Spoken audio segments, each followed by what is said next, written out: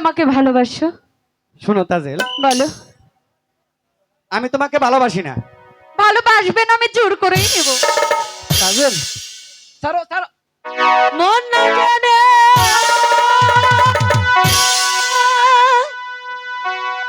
প্রেমে মজা মন না জেনে প্রেমে মজা পাগল কি বলে?